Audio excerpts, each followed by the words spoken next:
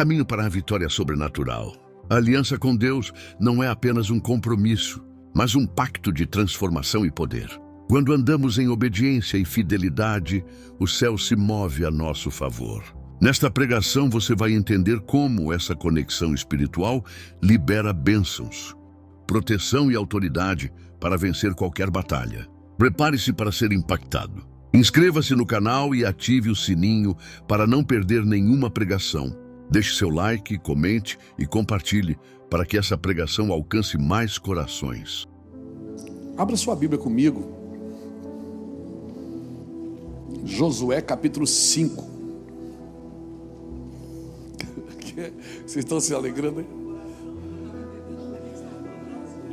Você não estava? Ah, tá bom. É ruim, né?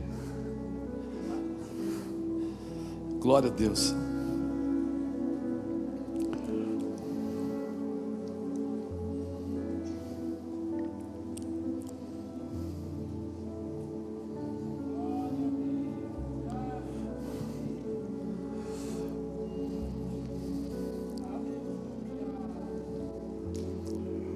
Josué capítulo 5. Ontem eu passei um tempo preparando as mensagens para pregar na conferência, mas, cara, está queimando no meu coração, eu não vou guardar para a conferência, não. Agoniado, sabe aquela coisa, aquele pudim gostoso que você quer comer no final do almoço? Aí você diz para a mãe, dá só um pedacinho, isso é para depois, é para o café da tarde. Aí você diz, não, mas dá só um pedacinho. E eu estou assim hoje, irmão, tem um pudim aqui na mesa. Josué capítulo 5 diz assim: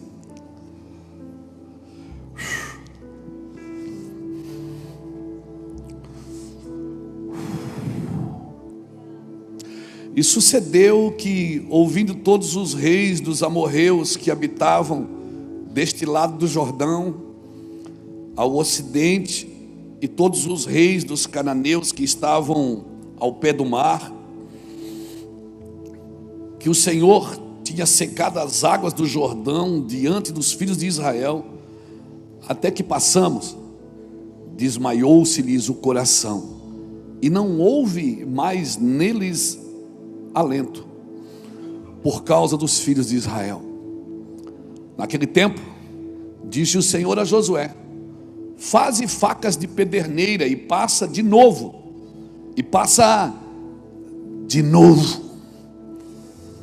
a circuncidar os filhos de Israel. Então Josué fez para si facas de pederneira, ou seja, facas de pedra, e circuncidou os filhos de Israel em Gileade Aralote.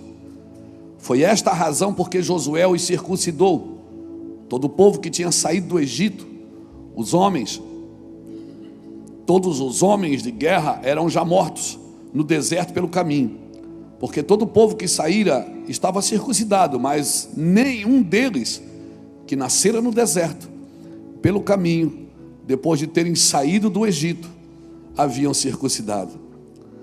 Porque 40 anos andaram os filhos de Israel pelo deserto, até se acabar toda a gente dos homens de guerra que saíram do Egito, que não obedeceram à voz do Senhor, os quais o Senhor tinha jurado que lhes não havia de deixar ver a terra que o Senhor sob juramento prometeu dar a seus pais, terra que mana leite e mel.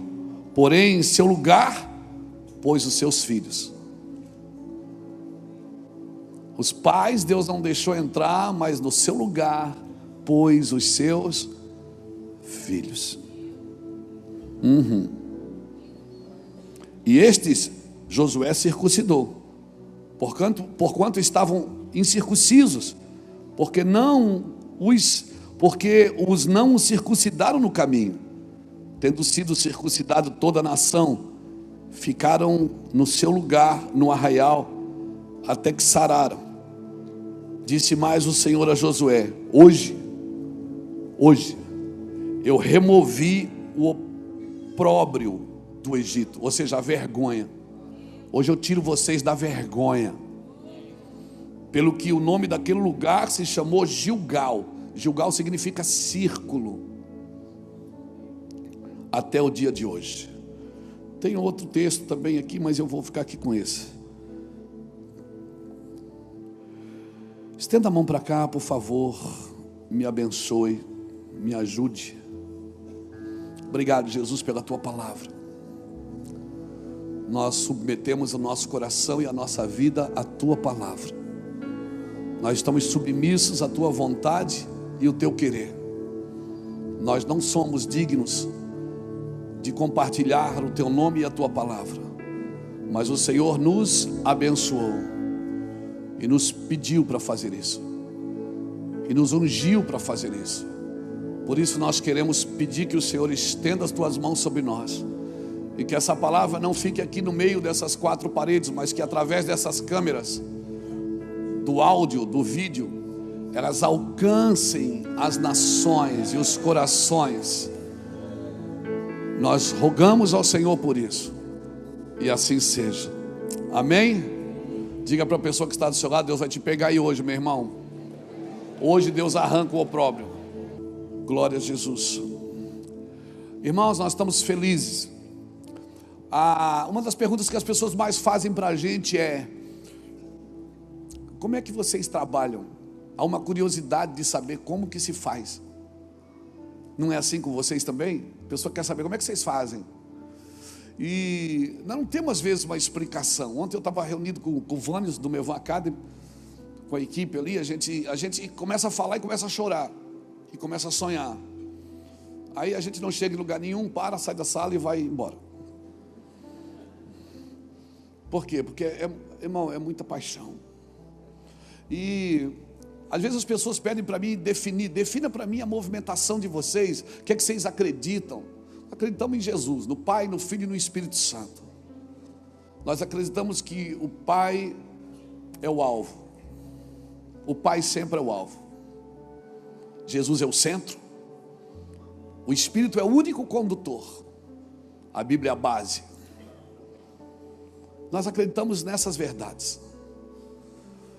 E eu até gosto muito de uma música que o Vilela fez há um tempo atrás, uma poesia. Ele me mandou: pastor, o que é que você acha? Eu digo: cara, nós somos isso aqui mesmo. Ele disse: eu acho que nós somos, pastor. Aí eu até separei aqui para ler para vocês. Quem somos? Tipo um exército de inadequados, onde a energia é conduzida por fios desencapados. Vai vendo. Somos um exército de pessoas inadequadas, onde a energia é conduzida por fios desencapados. Um bando de desajeitado lá de Itajaí, que muito mais do que fazer, quer fluir. Missões evangelísticas, vinde amados meus, com a cabeça de rei e o coração de plebeus.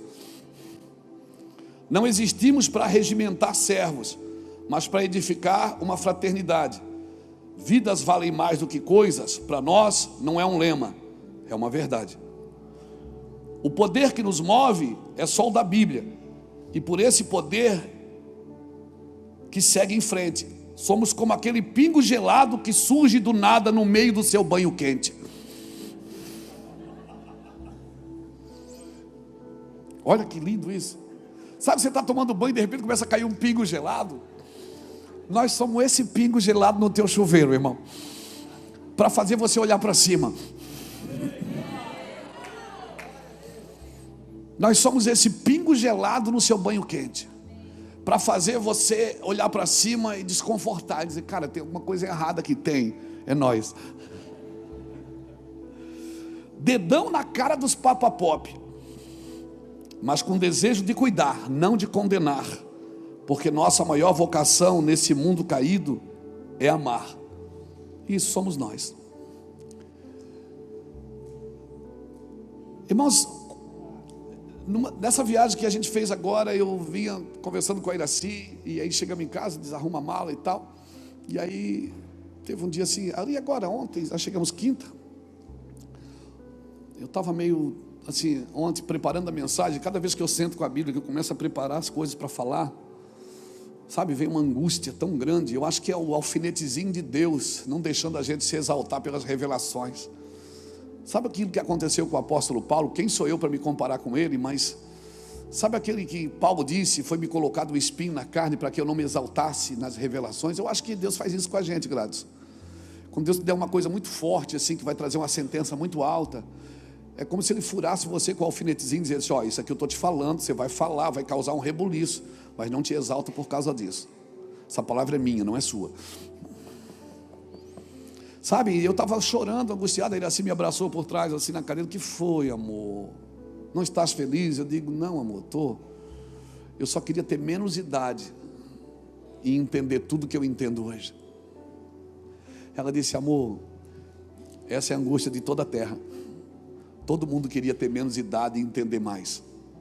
Você está entendendo no tempo de Deus. E você não vai morrer velho, você vai viver uma eternidade. Descansa, fica tranquilo. Todos nós queríamos entender mais, Saulo.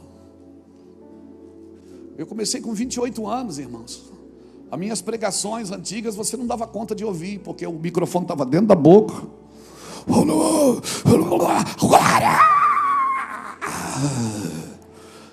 Eu falava 1 quilo, você entendia 100 gramas.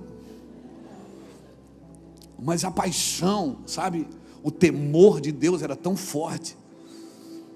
Mas com o tempo a gente foi descobrindo as Escrituras, descobrindo as verdades do Senhor. Elas foram se tornando vivas dentro de nós. E alguém me disse um dia: você vai perceber que à medida que você vai envelhecendo, você vai ficando mais... Eu ficava com medo, disse: não, eu não posso perder isso. Quer dizer que se eu saber, eu vou ficar menos ungido? Ou eu vou ter menos reações? Ele disse: quando você saber mais, você vai perceber que você vai... Então, foi isso que aconteceu. Eu fui envelhecendo, só que não aconteceu o que me falaram. Falaram que eu ia ficar mais sossegado. E eu não estou sossegado, irmão. Eu não estou sossegado. Eu estou queimando. Eu achei que eu ia ficar... Sabe, agora eu sei mais coisas. Eu achei que eu ia ficar mais sóbrio. E hoje eu estou trabalhando para não ficar sóbrio. Porque eu vejo muitos irmãos e amigos que ficaram sóbrios. E ficaram sóbrios demais. Entraram em muitas filosofias. Entraram em muitos achismos. E muitas formas de viver o Evangelho. E só existe uma forma. É a forma de Jesus. Evangelho é Cristo em vós, a esperança da glória. Você pode ser inteligente, você pode ser sábio, você pode ser PhD em tudo, e isso é bom e é importante. E não pense que eu estou pregando contra o ensino e contra o estudo, porque sou um cara determinado e gosto de estudar. Mas, cara, quando o fogo vem, quando a glória te toma, tudo que você aprendeu que não faz sentido para... sabe, que não vai contribuir para a edificação do corpo, não serve. E aí o que eu penso? As pessoas chegam na igreja e elas levam um período para ser transformadas. E você vai perceber uma coisa: pessoas que já estão na igreja há muito tempo e já passaram pelo período de ser transformadas e não foram, elas acostumaram a viver sem ser. E sabe de uma coisa? Elas nunca mais serão. Porque a transformação é um período. Você tem que se deixar tocar. E se você viver esse período, você transpassar esse período de transformação e não for transformado, você acostuma a viver sem ser. Você acostuma a viver sem ser. E a pior coisa que pode acontecer para um crente é ele acostumar a viver sem ser tocado pelo Senhor.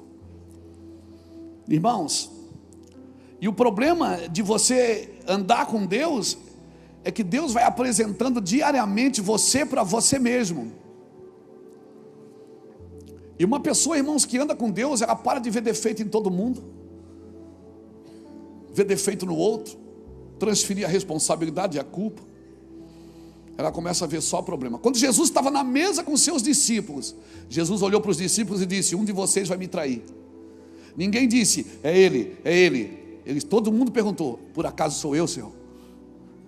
Porque na mesa com Cristo você não enxerga outra pessoa, só enxerga você. Na mesa com Cristo, o mal ali é você, não é o outro. O ruim ali é você. O cara que não presta é você. Então a igreja, ela precisa acordar para isso, principalmente nós, os pastores. Na mesa com Cristo, é você que precisa ver você e mais ninguém. E sabe, eu vejo hoje, principalmente a internet virou um campo de guerra. Você vai ver nas internet, quem está brigando nas internets da vida, ou é crente ou é político. Brigando por coisas nada a ver. Porque se cada um cuidasse da sua vida, e cuidasse daquilo que Deus tem para si, mas parece que viver cuidando da vida dos outros virou uma forma que não tem melhor lugar de esconder os seus problemas e os seus pecados do que no problema e no pecado dos outros. O melhor lugar para esconder você é no problema dos outros. Apresentando dos outros, você recua o seu. E o Senhor diz para você apresentar o seu corpo como um sacrifício vivo. Você, quando vai na presença de Deus, você não apresenta outro corpo, você apresenta o seu corpo como um sacrifício vivo, santo e agradável a Deus, que é o vosso culto racional. Mas sabe o que eu penso? É que muitos de nós, principalmente líderes, eles vêm para o corpo de Cristo, para a igreja, e eles têm um sentimento de posse, não de pertencimento. Eles acham que a igreja é deles, que o ministério é deles, que a unção é deles, que a vida é deles, que é tudo deles. Isso é sentimento de posse. E toda pessoa que tem um sentimento de posse, ela trabalha para proteger o seu ambiente. E ela tem dificuldade de acreditar no crescimento dos outros. E quando bate um problema, o problema sempre é alguém, não sou eu. Então a minha oração, querido, é que o Brasil acorde para isso. Que a gente perca esse sentimento de posse e tenha um sentimento de pertencimento. Eu pertenço ao corpo de Cristo. Eu sou um membro desse corpo. Eu sou parte dessa estrutura óssea desse corpo. Eu faço parte disso. Eu não sou dono de nada. Eu pertenço ao corpo de Cristo. Eu pertenço ao corpo de Cristo. Fora do corpo, você não cresce. Então eu vejo que está acontecendo, mas eu estou falando tudo isso porque eu estou entusiasmado. Eu estou entusiasmado, Lapa. E vocês vão orar para o pastor Lapa ser o próximo prefeito de Itajaí, não? Ou pelo menos o vice, já pensou? Seria bom. Por quê? Porque nós queremos servir a nossa cidade. Nós já servimos sem título, sem nada. E nós vamos continuar servindo. Então tenha um sentimento de pertencimento. Eu pertenço a algo que não começou em mim e não vai terminar em mim. Começou na eternidade, não começou na cruz, não começou na cruz, começou em Abraão. Em ti Deus falou para ele: serão benditas todas as famílias da terra. Foi para Abraão que Deus mostrou a cidade que descia do céu. Foi para Abraão que Deus pediu para sacrificar seu filho, o mesmo Deus que sacrificaria o seu. Deus estava pré-anunciando em Abraão o que ele faria com o seu filho Jesus. Foi através de Abraão que o Senhor... Então não começou na cruz, começou em Abraão, começou em Gênesis. E nós precisamos ter esse sentimento de pertencimento, irmãos, não de posse. Você vai ficar doente se você achar, se você tiver que trabalhar para proteger e para controlar. Tem pessoas que você não vai poder ajudá-las, você tem que deixar elas errarem. Por quê? Porque elas precisam ter as suas experiências ruins. Às vezes nem seu filho você vai conseguir ajudar, nem sua filha. Por quê? Porque eles precisam ter a sua experiência com Deus. Deus não tem neto. E a pedagogia de Deus é no meio do sofrimento, no meio da dor, no meio da dificuldade. É que nasce, é das trevas que nasce a luz. Então eu estou tão entusiasmado com isso, irmãos. E quando eu leio esse texto de Josué, né, esse texto de Josué para mim é fantástico. Por quê, pastor? Porque eles estão 40 e tantos anos no deserto. A primeira geração morreu toda. Quando eles param diante do Jordão, Deus abre o Jordão para eles. As nações que estão ali perto, os povos, as etnias que estão ali perto, eles ouvem isso, que Deus fez o povo passar em lugar seco. Esse povo que estava na terra já ficou pensando: meu Deus, eles ficaram com medo, o seu coração Estremeceu, está aqui na Bíblia, né? Os reis dos cananeus que estavam aos pés do mar, que o Senhor tinha secado as águas do Jordão de diante dos filhos de Israel, até que passamos, desmaiou-se-lhes o coração, e não houve mais alento neles. Eles sabiam o quê? Esse povo, quando chegar aqui, acabou. Eu gosto muito de uma frase que o bispo Samuel falava: nós vamos lamber a terra. Não era assim, Saulo? Nós vamos lamber a terra. O bispo Samuel Francelino falava sempre isso. Nós vamos lamber a terra, nós vamos lamber a terra. Porque foi o que esse povo fez. Ele ia passando e ia lambendo tudo. Lambendo a terra. Ou seja, a cidade, a terra que eles iam tomar, o povo já tinha medo deles. Eles já chegaram ali, sabe? Já chegaram ali por cima, porque o povo que estava ali já estavam com medo deles, sabendo que Deus estava com eles. E Deus falou: vocês vão tomar e isso é de vocês. Mas o Senhor chamou Josué e disse: faz uma faca de pederneira, de pedra, e circuncida os filhos de Israel. Corta a pele do prepulso de todo ser masculino, de todo homem, de toda criança, de todo jovem, de todos aqueles que nasceram no deserto. Ou seja, eles nasceram no deserto, mas eles não são do deserto. Eles são meus. Eles eram filhos de Israel. A Bíblia chama eles diante de os filhos de Israel. Os filhos de Israel. Israel é a nação. Eles eram, fazendo um trocadilho, eles eram filho da mãe, mas não eram filho do pai. E Deus disse: agora eu queria que vocês marcassem eles, Josué. Marca eles com a minha aliança. Foi a segunda vez que o povo é circuncidado em massa. A primeira foi com Abraão, e a segunda vez foi aqui. O que eu aprendo aqui? Deus estava dizendo: a terra é de vocês, o povo está com medo de vocês, tudo que eu prometi vai acontecer, vocês vão passar a terra, ela já é sua, só que vocês não vão vencer pela força, vocês vão vencer pela aliança. Eu vou tirar a vergonha de vocês, a vergonha que vocês têm de ser escravos. Vocês saíram do Egito, mas hoje eu vou arrancar o Egito de vocês. Eu vou arrancar toda a vergonha, o opróbrio, porque muitas vezes você sai do Egito, mas todas as artimanhas, todas as performances, todas as formas de trabalhar, as formas de persuadir pessoas, você continua fazendo a mesma coisa. E Deus está dizendo: essa terra, ela já é sua, mas você vai ter que tomar. Agora tem um detalhe: você não vai tomar na sua força, você vai tomar na minha aliança. Eu vou fazer uma aliança com vocês. Hoje vocês não vão ser só filho da mãe, vocês vão ser filho do pai. O que é que eu aprendo aqui?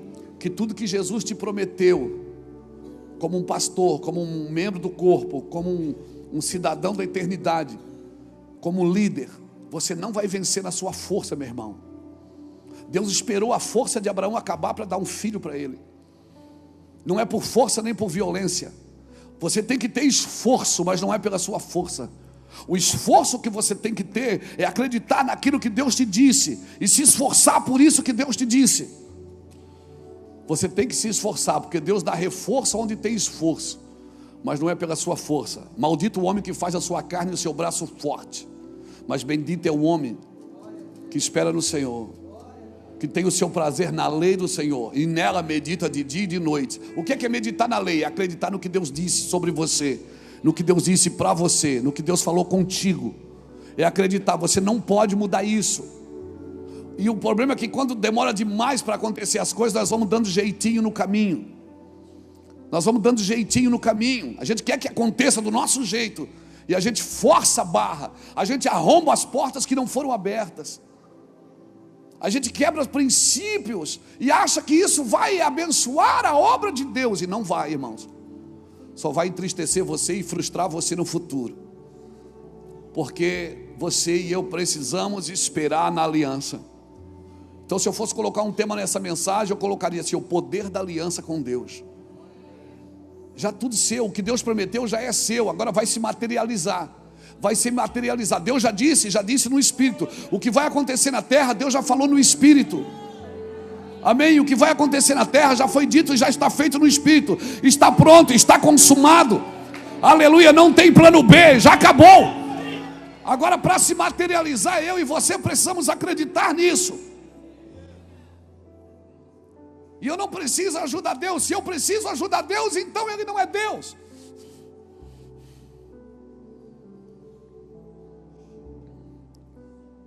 Então Ele não é Deus. Deus não é o meu Deus, Ele é o Deus de toda a terra. Toda a terra tem um plano e tem um propósito nisso. Diga plano. Propósito.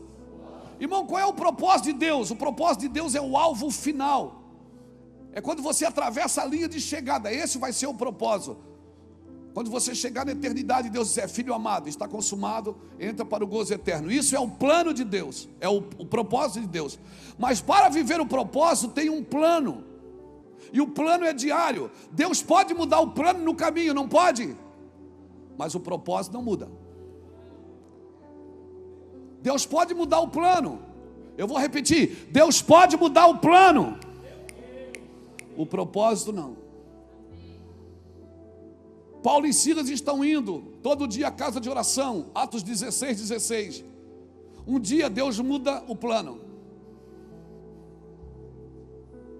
Leva eles para a cadeia. Todo dia Paulo e Silas estão indo a caminho de oração. Todos os dias. Vai uma mulher atrás, dizendo: que homem abençoado, que homem glorioso, que unção. E Paulo para e repreende a mulher, porque ela está elogiando. É interessante os apóstolos, eles repreendem quem elogia e celebra quem critica. Interessante os apóstolos. Eu queria ser assim, ainda não consigo não. O plano muda, o propósito não. Paulo e Silas estão indo a caminho de oração todo dia. Atos 16:16. Naquele dia, por causa dessa mulher, eles foram açoitados e foram colocados no cárcere interior. Mas à meia-noite, eles começaram a cantar.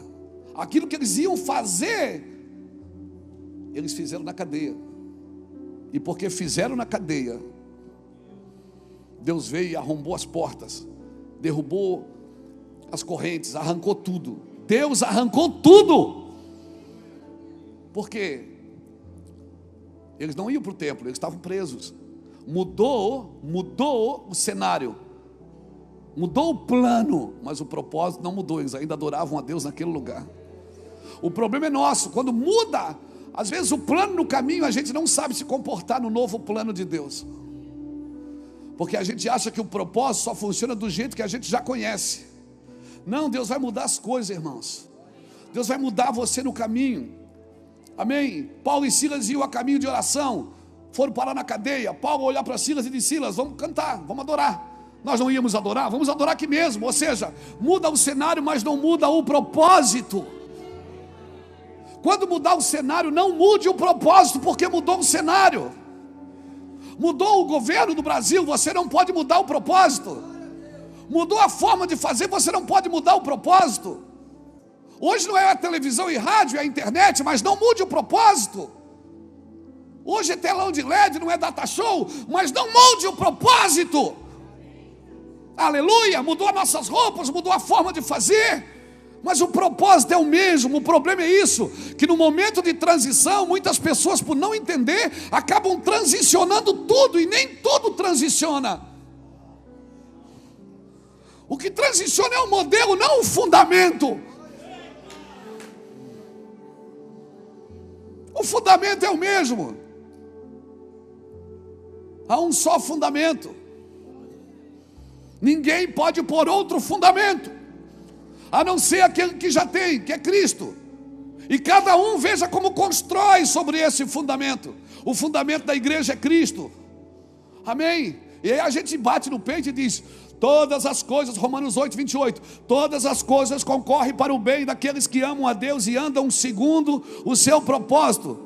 Todas as coisas concorrem para o bem daqueles que amam a Deus e andam segundo o seu. Sabemos que todas as coisas cooperam para o bem daqueles que amam a Deus, daqueles que são chamados segundo o seu propósito. Que andam segundo o seu propósito, é a mesma tradução.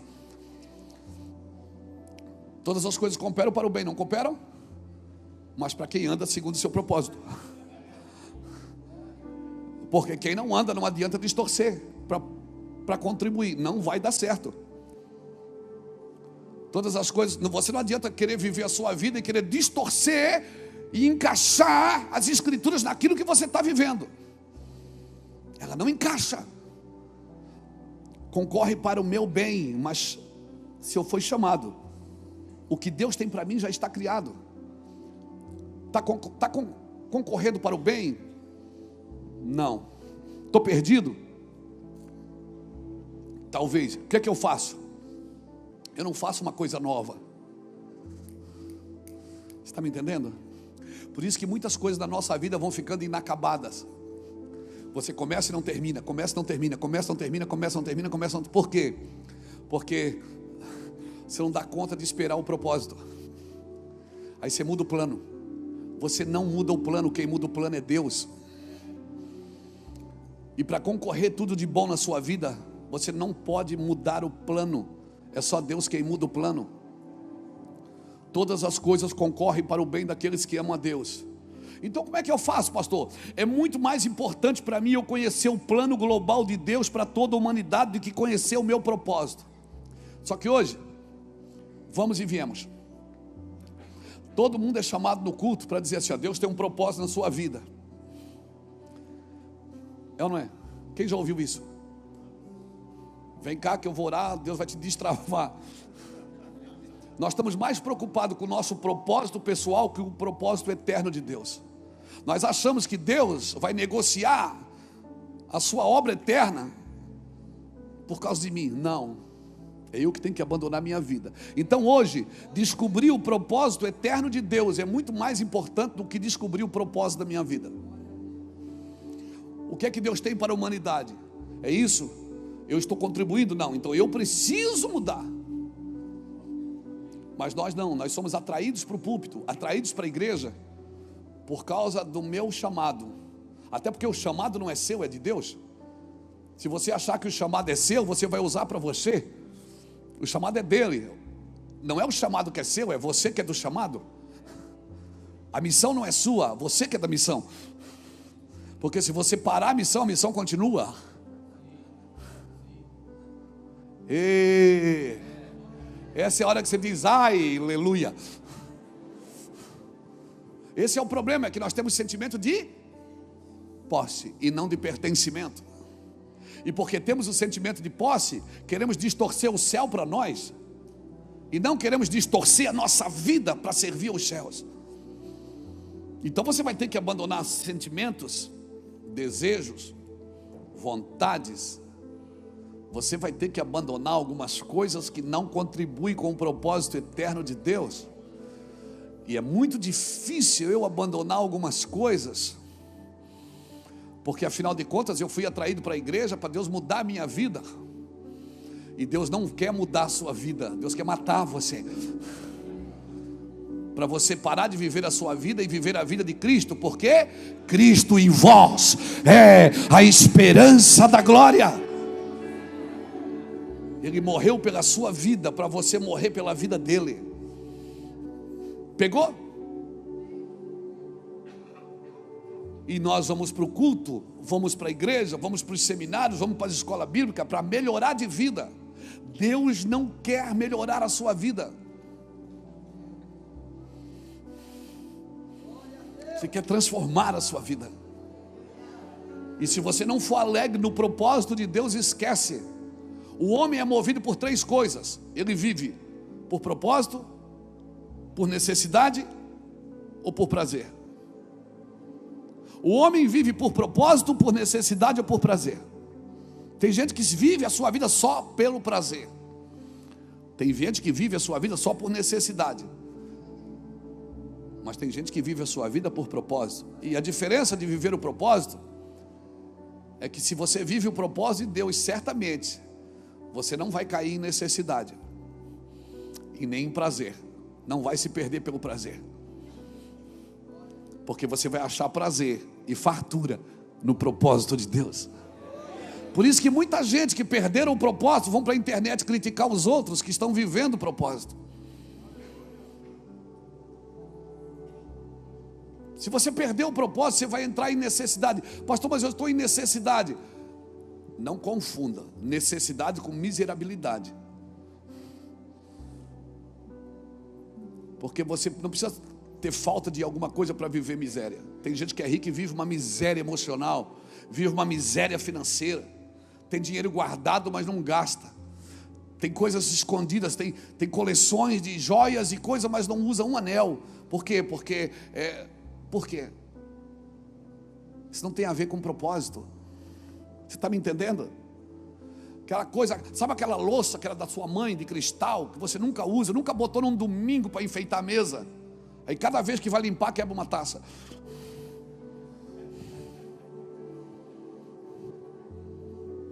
De vez de botar a mesa, né? Aquelas toalhas de crochê bonita, né? De botar a mesa, de botar aquelas taças lindas, aqueles pratos decorados à mão. Não, era da minha mãe, pelo amor de Deus. Aí cada vez que limpa, quebra um. Não desfruta. Não aproveita. Por quê? Porque não, é para guardar. Quer guardar alguma coisa? Guarde o seu coração. Porque é dele que procede as saídas da vida. Sobre tudo que deves guardar, não guarda o prato da mãe, nem a taça do pai. Guarda o teu coração, porque é dele que procede as saídas da tua vida.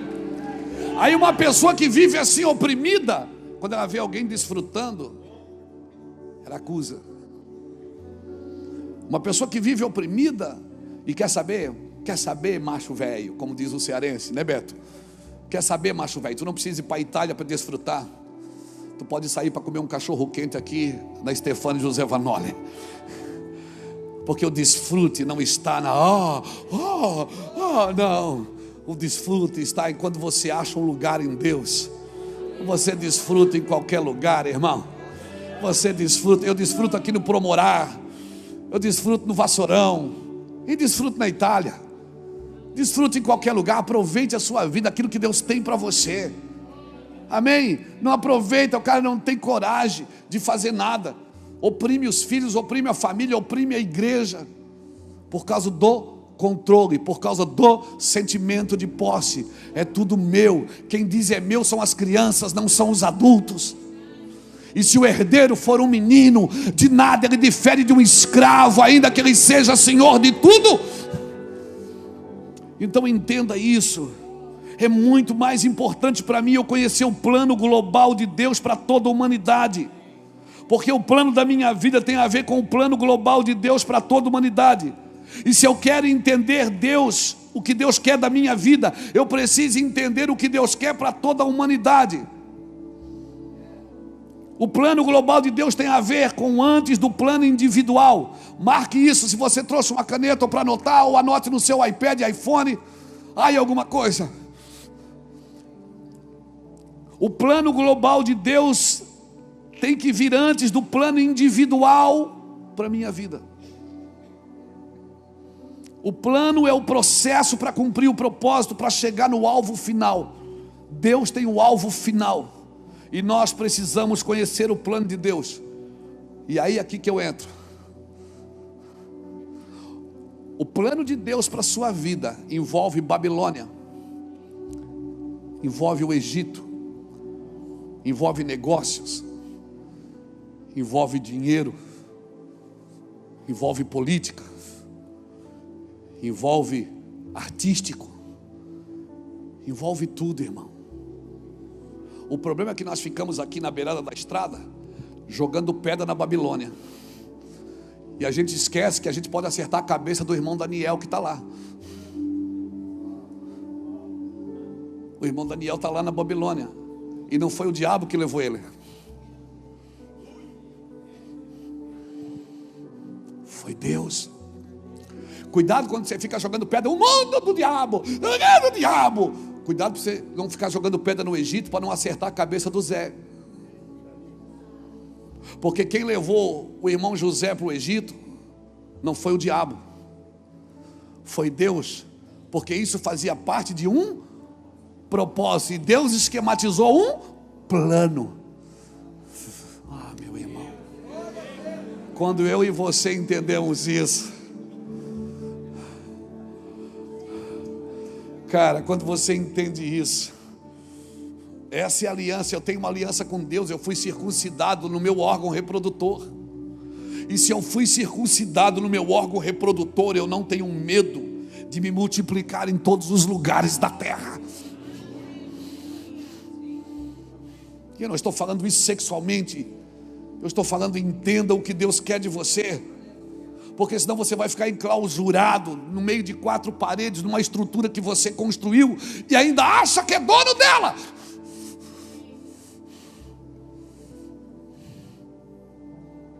E você vai trabalhar só para isso. O Senhor hoje diz: hoje eu tiro a vergonha, eu vou circuncidar você. Hoje você perde a mentalidade de escravo, de ter que trabalhar para comer, de ter que amassar barro para comer. E hoje eu vou te dar uma mentalidade de filho. Tudo isso que você está vendo é seu. Entra e percorre a terra no seu comprimento e na sua largura, e toma posse daquilo que é seu.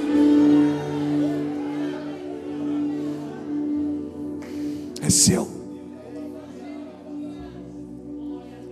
Hoje eu tiro essa mentalidade de escravo, que você tem medo de não ter comida de noite, esconde debaixo do travesseiro. Coisas que a gente vive lá na casa de recuperação. Lá na casa de recuperação, de vez em quando, o pessoal que trabalha lá faz um pente fino, acha comida debaixo do travesseiro. Hoje não mais, talvez. Acha coisa escondida debaixo do lençol, porque aquele menino veio da rua, ele ganha comida, talvez de noite não vai ter, então ele esconde para comer depois. E a gente tira debaixo da fronha dele, do travesseiro, do colchão, e diz: filho, não precisa, a cozinha está ali, o cozinheiro está ali, daqui a pouquinho o sino tim-tim vai bater e a mesa vai estar posta para você. Você não precisa esconder mais para comer, a comida está na mesa, é sua. Amém? Ei, se você quer comer sozinho, o seu lugar não é na igreja, porque a igreja é a mesa coletiva de Deus. Você não pode comer sozinho. Por isso que a Bíblia: quem for maior, tenha paciência com o menor. Quem tiver mais, reparte com o que não tem. Sabe o que Deus está dizendo? Eu te proíbo de comer sozinho na minha mesa. Eu te proíbo de comer sozinho na minha mesa. Por isso eu não acredito no ministério que só enriquece um. Eu não acredito no ministério que só aparece um, que só enriquece um, que só um é aplaudido, que só um é reconhecido. O céu, quando constrói, diz: façamos nós. O céu, quando cria, ele pluraliza a criação. Ele diz: façamos nós. Alguém levante a mão e diga: eu estou entendendo, pastor. Eu estou entendendo isso, pastor Luiz. Nós somos plurais. Nós somos uma comunidade de 3: Pai, Filho e Espírito Santo. Deus hoje vai arrancar a sua mentalidade de pastor escravo.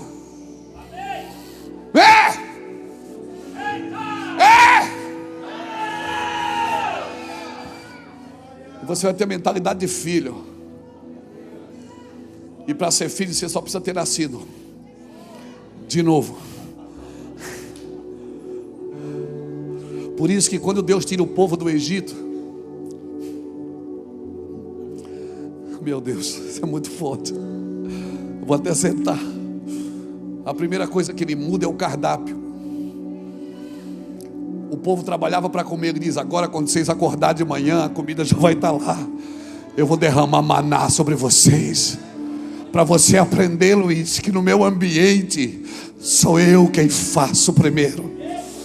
Você não trabalha para comer, você come para ir trabalhar.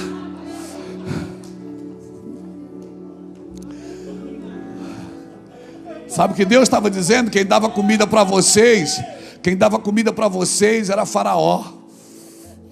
Vocês tinham que fazer alguma coisa para ele, para ganhar a comida dele. Agora para mim não. Para mim vocês só precisam me obedecer. Não tome mais decisão por aquilo que você tem que fazer. Tome decisões por aonde você tem que estar. Porque aquilo que você tem que fazer está exatamente onde você precisa estar. Então, antes de procurar o que fazer, procure o lugar que você precisa estar. Porque o que Deus tem para a sua vida está no lugar. E se não estiver mais ali, Deus muda você de lugar. Eu não sei tudo que eu preciso fazer, eu sei disso. Se tem uma coisa que eu sei, é não saber tudo que eu preciso fazer, mas eu sei aonde eu preciso estar. Amém, irmãos? E a segunda coisa que eu diria para você ainda, debaixo dessa palavra, é: às vezes você está chamando algumas coisas de bênção que para Deus não é bênção. Não são bênção. Nós precisamos perguntar para Deus o que é bênção para Deus. Porque Deus, o que é que Deus abençoa? Deus abençoa tudo que Ele cria para viver no lugar que Ele colocou. Qual é a bênção de um pássaro? É voar.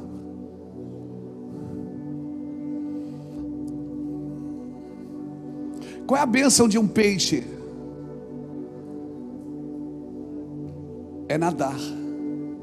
Se você botar um pássaro no viveiro e um peixe no aquário, ele continua voando e nadando. Continua? Ele continua. Mas ele ainda está na bênção?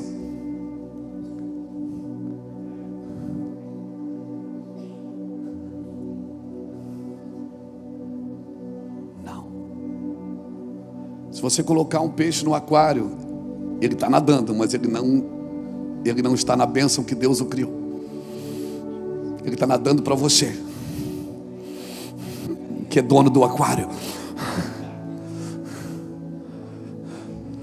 E se você botar o pássaro no viveiro, ele está voando para você, que é dono do viveiro.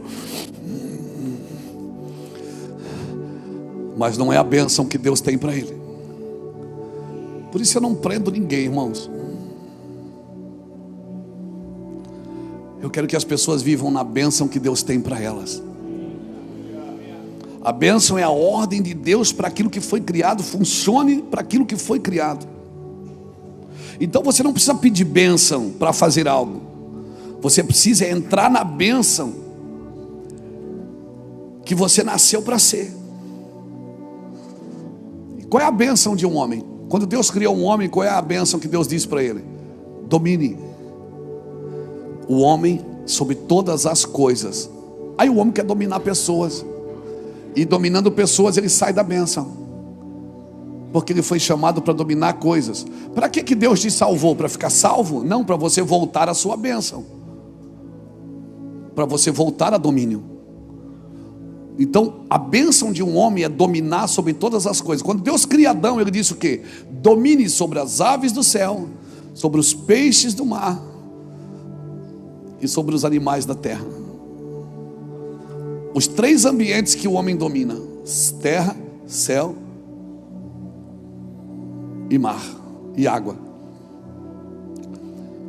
O homem foi chamado para o domínio, não para o controle. O controle é de Deus. Então se o homem ele é salvo por Jesus, para quê? Para voltar ao princípio de Deus. O homem é salvo por Jesus para voltar, para viver aquilo que Adão perdeu.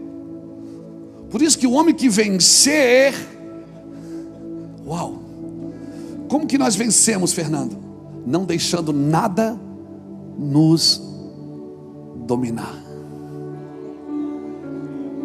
Ao que vencer, comerá da árvore da vida que está no meio do paraíso de Deus. Eu não estou falando de submissão de pai para filho. Eu não estou falando de submissão ao patrão e o empregado. Eu não estou falando de submissão à ovelha e o pastor. Não, isso são coisas naturais da vida e do evangelho.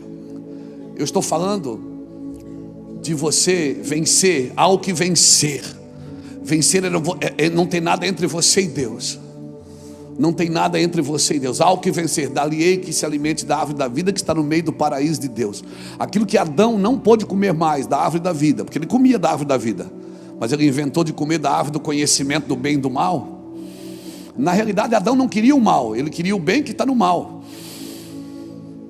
Quando Adão vai comer da árvore do bem e do mal, porque a árvore da vida ele comia, ele não podia comer da árvore do conhecimento. Esse é o problema, é quando a gente quer comer e quer conhecer mais do que a Deus. E por isso que a gente se acha no direito de julgar pessoas, de condenar pessoas, de enfiar o dedo na cara das pessoas, porque a gente se acha no direito. Quer saber? É porque paramos de comer da árvore da vida. Volte a comer da árvore da vida, que você vai querer deixar todo o conhecimento com Deus. E cada vez que você precisar de alguma coisa, Deus te dará. Quando você precisar de uma verdade para ajudar alguém, para servir a mesa, Deus vai te dar essa verdade. Você não precisa pedir bênção para fazer algo, você precisa entrar na bênção que você nasceu para ser. Bênção significa que foi colocado no lugar que deveria existir. Para chegar ao propósito, eu preciso passar pelo plano.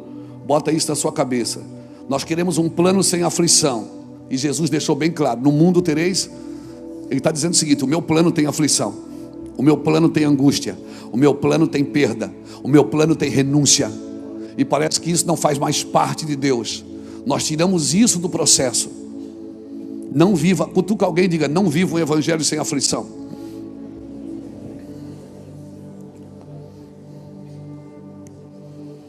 Porque se você não tiver com o que militar, você vai militar em causa própria. Quando nós começamos, a gente começa com muita paixão. Por isso que essa semana, ontem, eu estava em casa angustiado. A gente começa com tanta paixão, tanta vontade de fazer, a gente quer mudar o mundo. Tem coisas que você gerou pela paixão que você carrega, mas eu e você ainda não temos o entendimento para nos mover nela. Não temos o entendimento. Precisamos do entendimento. Irmãos, tem uma coisa que tem muito nessa geração: é ideias. Todo mundo tem uma ideia, gente. Eu mesmo tenho uma a cada 10 minutos. O problema é que é a geração de ideias sem direção. Nós não precisamos de uma nova ideia, nós já temos uma eterna. Quem tem uma eterna não precisa de uma nova ideia. E se tiver que acontecer algo novo, deixa que ele faz. Ele vai fazer algo novo. Deixa que ele faz, porque para ele é novo. E será novo para nós, se deixarmos ele fazer. E ele gosta de fazer novo, porque ele faz tudo novo de novo. Ele já fez isso. Em alguma geração ele já fez o que está fazendo. Esse é o nosso problema. As pessoas têm muitas ideias do que direção. E sabe, quando você tem muita ideia sem direção, você procura alguém para te dar direção. E também às vezes acaba batendo na porta errada. Vou pedir direção para quem não tem direção, e muito menos ideia. Quando você tiver uma ideia, põe na mesa para Jesus. E procure pessoas que têm o mesmo coração. Procure pessoas que querem a mesma coisa. Se uma sociedade perder a capacidade de enxergar o óbvio, essa sociedade, ela perderá o evangelho de vista. O óbvio Cristo. O óbvio é Cristo. O óbvio do evangelho é Cristo. Se eu e você perdemos isso, já era. Você não ensina isso. Convicção você não ensina. Você não tem a classe. Nós temos aqui no discipulado a classe das convicções? Não temos. Porque convicção você não ensina. Convicção você tem e você afeta os outros com a sua convicção. E se você tem convicção, você tem que viver como alguém que tem convicção, não como alguém que está perdido.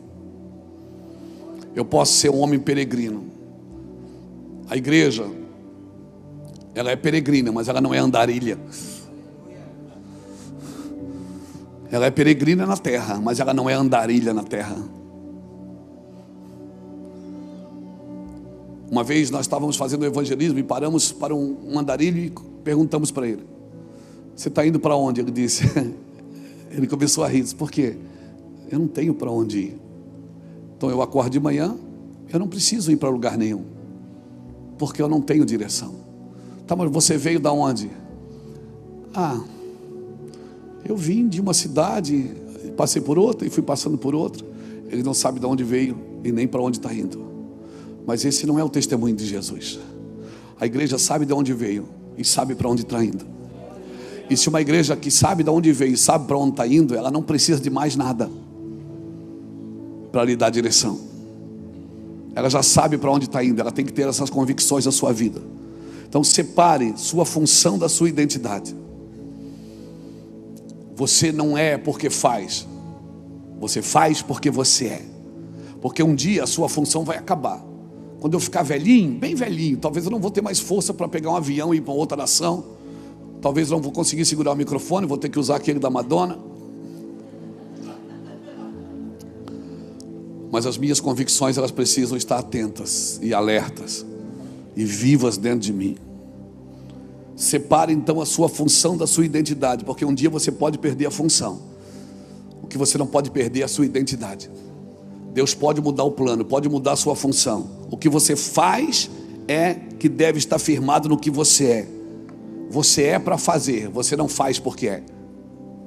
Ou melhor, você é para fazer, mas não é porque faz. Você não é porque você faz.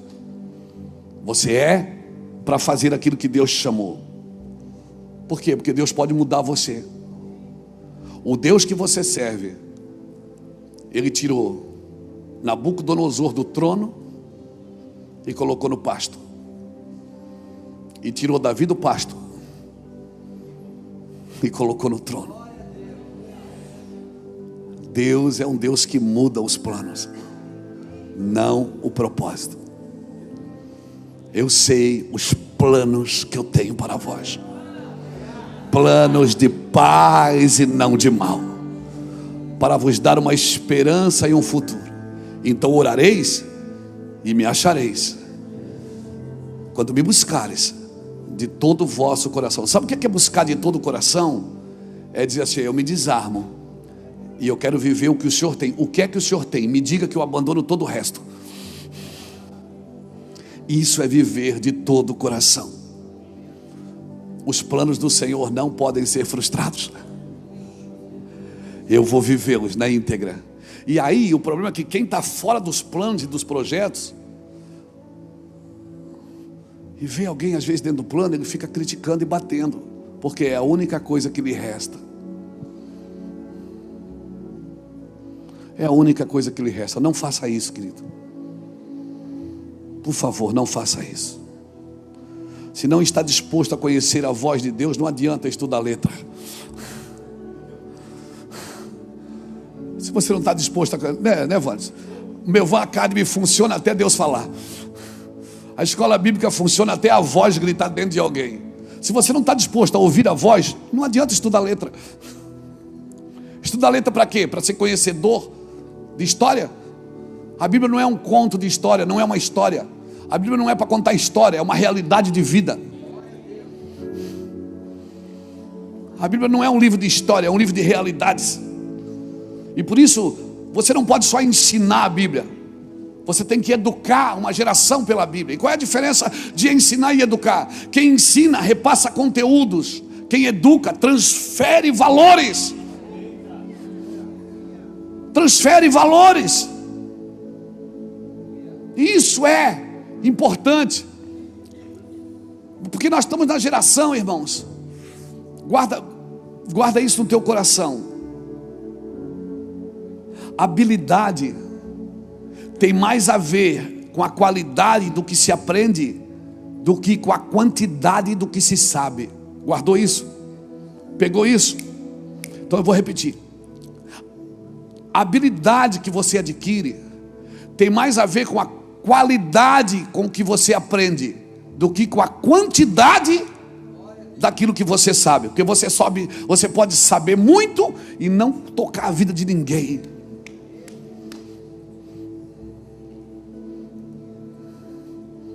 Você pode saber demais, e é importante saber. Meu povo é destruído por falta de conhecimento. Como é importante saber, mas saber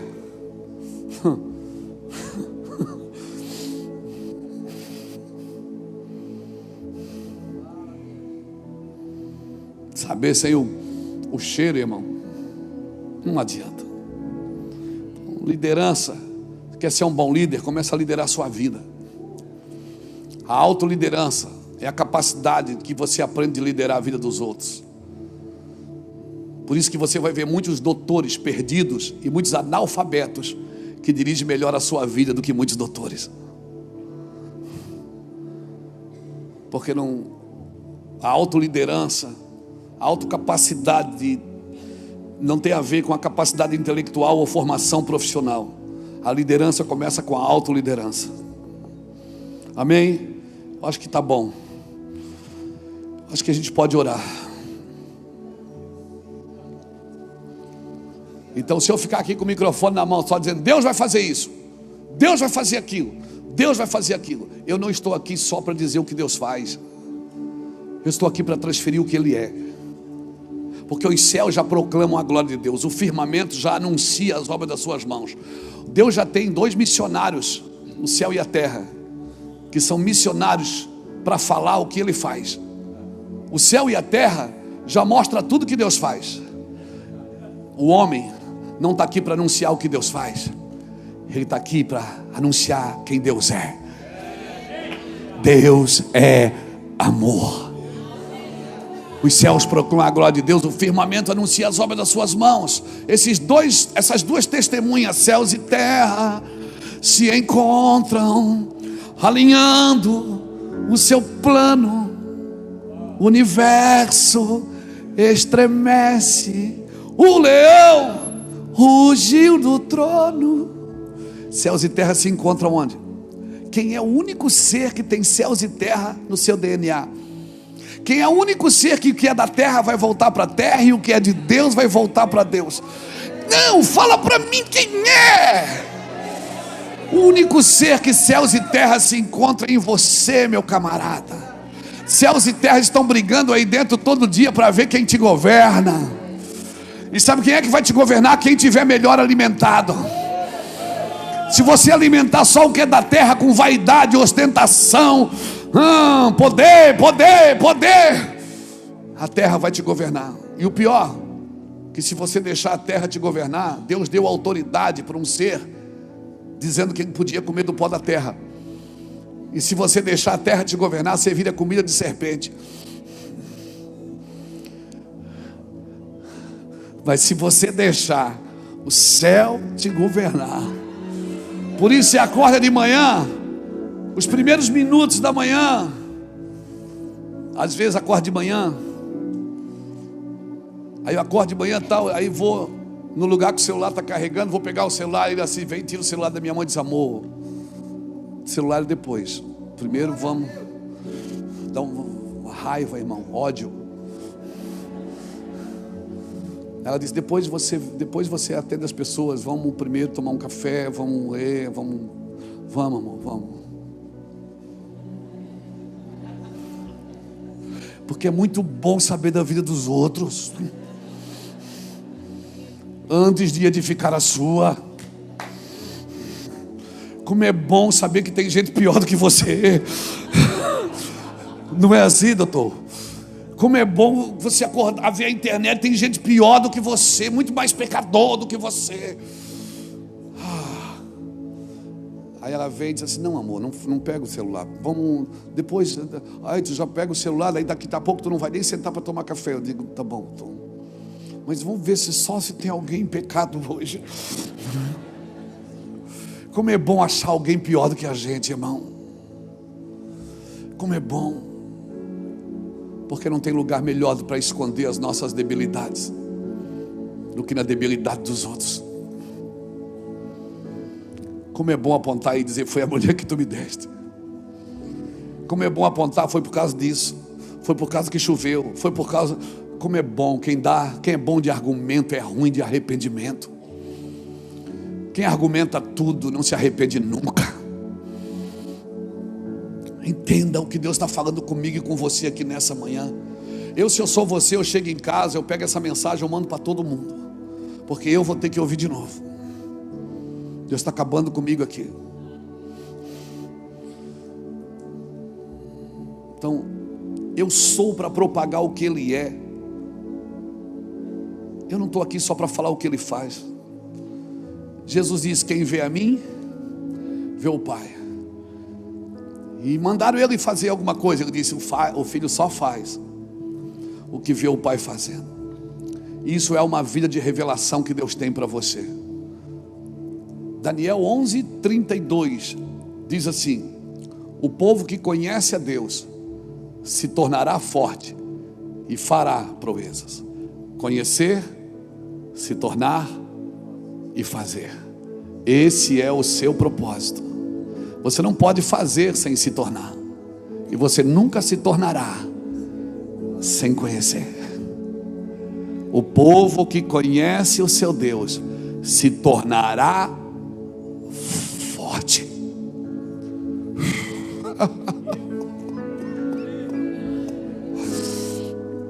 E fará proezas. Você não precisa de uma nova revelação para o seu ministério.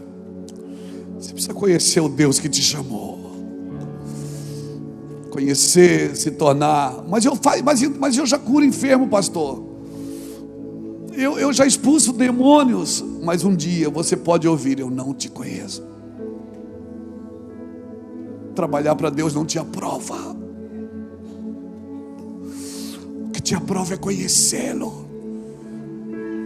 O que te aprova é aquilo que aconteceu com Jó. Ele chegar para o diabo. Deus fez um culto, o diabo apareceu. E ele disse: tens visto o meu servo Jó? Não tem homem na terra como ele. Cara, uma coisa é você preparar um culto para falar de Deus. Outra coisa é Deus preparar um culto para falar de você. Você viu meu servo Jó, já Deus? Não há homem na terra como ele. Também o Senhor dá tudo para ele, tira tudo. Só não toca na vida dele. Pode ver que ele perdeu os filhos, perdeu os bens, perdeu as terras, perdeu tudo. Só não perdeu a esposa. Por que Deus não deixou o diabo tocar na esposa? Porque Deus disse: não toca na vida dele. E os dois são uma. E pegou. Então quando a sua esposa ficar doente, você pode dizer: eu sou carne com ela, ela é carne comigo. Põe a mão. Você tem essa. Ninguém tem mais legalidade de orar pelo seu cônjuge do que você. Vocês são uma pessoa só. Pegou isso no seu espírito?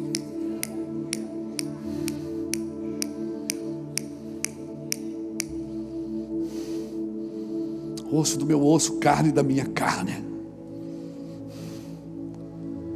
Então entenda isso. Quando nós entendemos essas verdades, irmãos, essas revelações, a Bíblia fica diferente para você. Conhecer a Deus não determina só a sua identidade, mas determina a sua identidade e as suas realizações. E eu vim aqui nessa manhã, já estou terminando, como um profeta para minha e para a sua vida, para dizer que sempre que nós não damos ouvido ao que os profetas dizem, o final é muro caído, é templo destruído, é cativeiro. Por favor, escute os profetas. Tem homens de Deus e mulheres de Deus que não se venderam, que não cobram pelo que fazem. Por favor, acredito que nós temos alguns anos ainda para construir algo que não dará resultado agora, Jackson. Nós estamos construindo algo que não dará resultado agora. Muitas pessoas vão ficar olhando para você: mas não dá resultado. Não se assuste, você não foi chamado para dar resultado agora. Nós não fomos chamados para dar resultado agora. Nós fomos chamados para dar continuidade. Talvez você está fazendo uma coisa, a vida está passando, os dias estão passando, você está dizendo: cara, chega em lugar nenhum. Estamos construindo juntos em blocos separados. Agora, quando você constrói, quando você está gerando algo, quando uma mulher está grávida, que ela vai na maternidade ganhar um filho, tem duas formas de ela ganhar o filho. Ela pode ganhar em parto normal, ou ela pode ganhar em cesariana. O problema é que parto normal ela vai ter dor agora, mas 3 dias depois ela sai com a criança no colo, andando com as suas pernas. A cesárea ela é isenta da dor, mas depois você vai precisar de alguém para cuidar da mãe e do filho. Então, se você se isentar da dor agora, fique tranquilo, você vai ficar com dor depois. Então o meu recado para você: anda no normal, naquilo que Deus tem para você. Não facilita agora. Não tenta se livrar da pedagogia de Deus agora. Se é para doer agora, que doa. Mas estou doendo. Não é por medo, não é por temor. Eu estou doendo porque eu estou gerando. Esses meus gritos estão dizendo que algo vai nascer, que algo vai vir para fora. E eu vou gritar e vai vir para fora. Aleluia. E quando chorar na minha frente, eu vou parar de chorar. Então, se você está gerando, não se isente da dor. A ciência já conseguiu diminuir a dor, mas o prazo ainda é 9 meses. O prazo ninguém conseguiu mexer, porque Deus tem um prazo específico para cada plano dele. Amém? Você está me entendendo isso? Então cutuca alguém que está do seu lado e diz: você está com pressa por quê? Você está com pressa por quê? Você está com pressa por quê?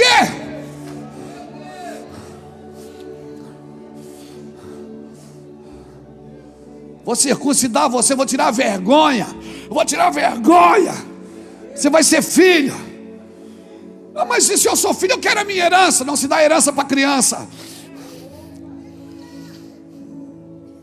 Tem que crescer. Deus só está esperando você crescer.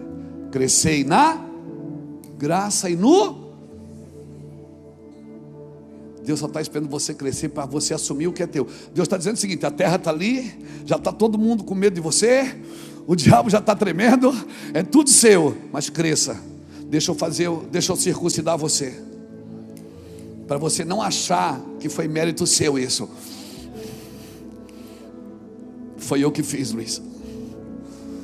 Foi eu que fiz, Luiz. Não é seu. Foi eu que morri. A igreja é minha. Eu sou o cabeça. Amém? Aleluia. Oh meu Deus, como é bom estar aqui. Oh meu Deus, como é bom estar aqui. Eu quero acabar, mas me dá 10 minutinhos. Eu termino em 10 minutos. Não dá tempo, o almoço está pronto. Pastor, mas eu estou com a igreja. Nós vamos ter agora uma multidão. Vai passar 80 mil pessoas lá no centro de eventos em 5 dias. Para mais. Mas quer saber? Deus não tem planos com a multidão. Deus tem planos com os discípulos. Por isso que ele falava com a multidão de um jeito, depois chegava em casa, os discípulos perguntavam: mas por que o senhor falou assim? Ele dizia: com eles eu falo assim, com vocês não. Deus não tem plano com a multidão. Ele tem plano com os discípulos. E qual é o recado para os discípulos? Sirva a multidão.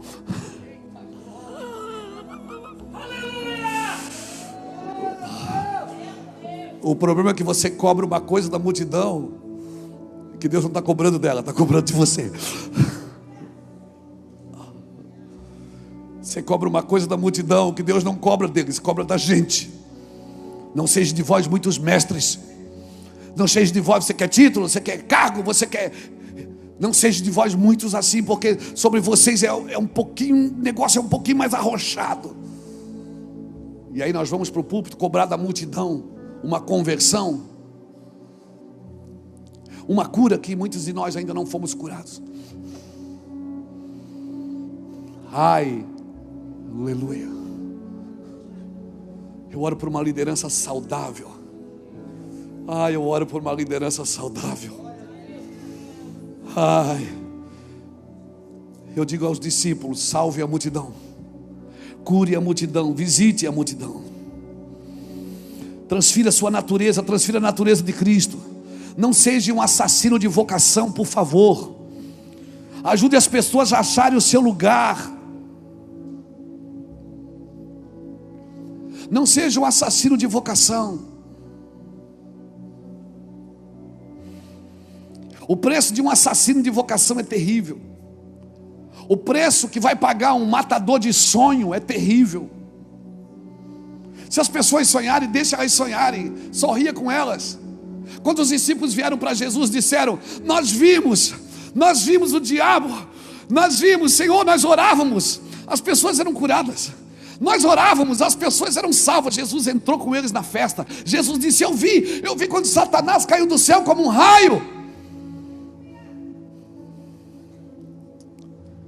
Mas Jesus disse: não se alegrem por isso.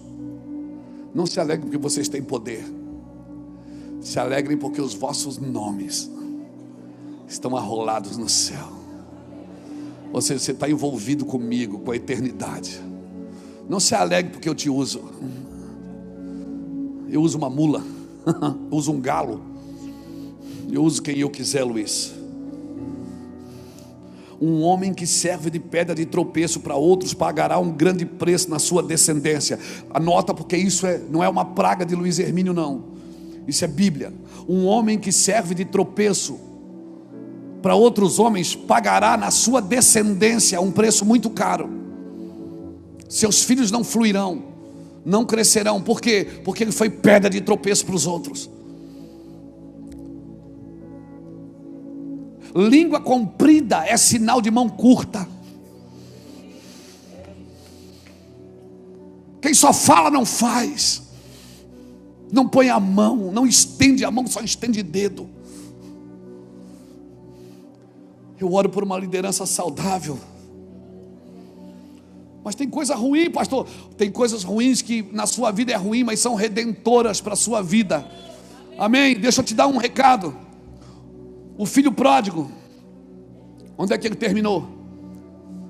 Ele terminou dentro de um curral de porcos, tentando comer junto. E nem os porcos o queriam. Foi ruim para ele ou não foi? Foi ruim ou não foi? Mas para o pai foi bom. Tem coisas ruins na sua vida que para você é ruim, mas para o pai é bom. A minha oração é que Deus não precise colocar, acrescentar no seu plano coisas ruins, porque são ruins para você, mas para o pai foi bom. O pai, você acha que Deus celebra a sua bondade? Tu acha que Deus celebra as suas coisas boas? Não, Deus não celebra o seu dia bom, Deus celebra os seus retornos. Toda vez que você acorda e diz, cara, eu não devia ter falado isso, eu não devia ter feito isso. Deus aplaude e celebra os seus retornos, as suas reações corretas diante dele. Se eu quero ser um líder, eu preciso dessas metas. Aplique nos seus sonhos disciplina, comprometimento, persistência. Amém? Todo aquele que tem fé no poder de Deus, ele vai viver um estilo de vida arriscado. Eu quero deixar essa palavra, irmãos. Eu estou lá passeando com a minha gata. É a segunda vez que a gente sai para passear sem sair para pregar. Eu não levei nem o iPad, levei a Bíblia, li só um dia. Mas Deus não parava de falar. Deus não parava de falar. E Deus dizia assim, Luiz, viva uma vida honesta. Você sabe qual é o segredo de ser honesto? Qual é a vantagem de ser honesto? É que tem pouca concorrência.